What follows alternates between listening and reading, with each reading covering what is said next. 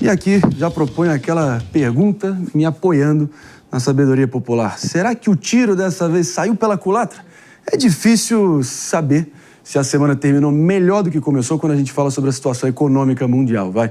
Os consumidores do planeta inteiro têm mantido basicamente um boicote cada vez mais crescente dos produtos americanos vindo dos Estados Unidos, apesar do tarifaço de Donald Trump ter sido momentaneamente suspenso e um tanto amenizado, ali padronizando todas as cobranças de tarifas recíprocas em 10% para todo mundo, menos a China. As duas maiores economias do mundo, as duas superpotências, continuam em verdadeiro pé de guerra comercial, com tarifas de até 145% vindo do lado norte-americano e modestos, por que não, 125% da República Popular da China. É, meus amigos.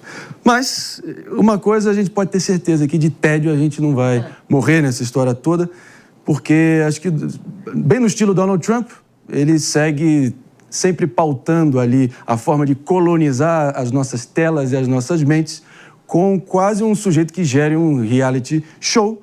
Claro que isso é uma tática hábil de comunicação, afinal de contas, estamos aqui em São Paulo, na Avenida Paulista, falando sobre isso e se engajando, se envolvendo, e certas vezes se degladiando. No mundo todo, né? No mundo todo, não tem jeito.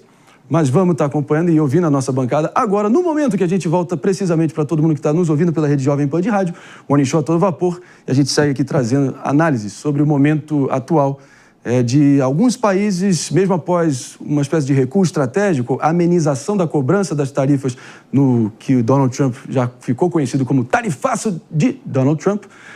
Mas, claro que esse arranca-rabo, enfim, colossal entre China e Estados Unidos segue a todo vapor. Mano Ferreira, como é que você tem visto? Marinho, com muita preocupação. Você sabe que tem uma frase de um pensador liberal francês que me inspira muitos cuidados nessa hora. Ele Basquiat? Frédéric Bastiat. Ele dizia que quando os mercados param de cruzar as fronteiras, muitas vezes são os soldados que começam a fazê-lo. Ou seja, quando a gente para de ser capaz de fazer negócio, de comercializar entre povos, muitas vezes isso leva a uma animosidade que termina em guerras. Então, a minha primeira preocupação é essa. O mundo vive um contexto geopolítico muito turbulento e eu espero que a gente seja capaz de reverter esse clima de animosidade, porque a receita não é boa. Isso tudo pode acabar muito mal, literalmente, com guerras. Você foi certeiro ao dizer pode. E aí que está o ponto que eu acho que está todo mundo de acordo aqui. Pode.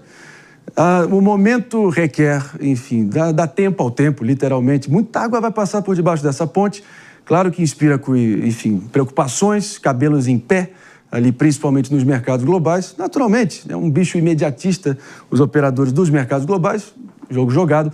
Porém, claro que o impacto concreto de um eventual boicote desse, a gente só vai realmente sentir e conseguir avaliar de forma fria e precisa daqui a alguns meses. Sejamos sinceros, né? Talvez anos. Pois é.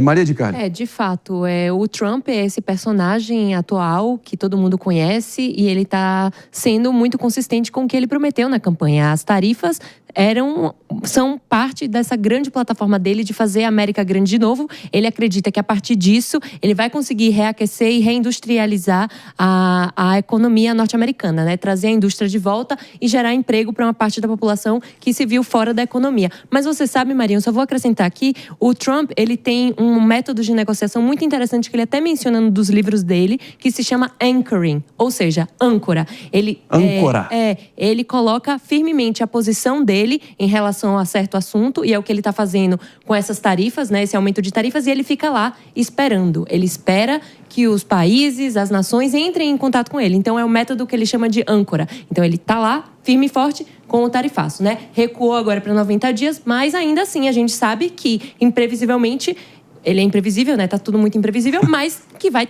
retomar, porque é a sua bandeira principal. Mas aí ele tá aí fazendo o âncora, principalmente com a China. É como se o Donald Trump fosse um gigante dentro de uma piscina, e dentro da piscina tem diversos países menores, mais baixinhos que ele, e ele pegou a cabeça de todos eles e todo mundo ficou debaixo d'água, e ele está esperando para ver quem começa a pedir arrego e subir.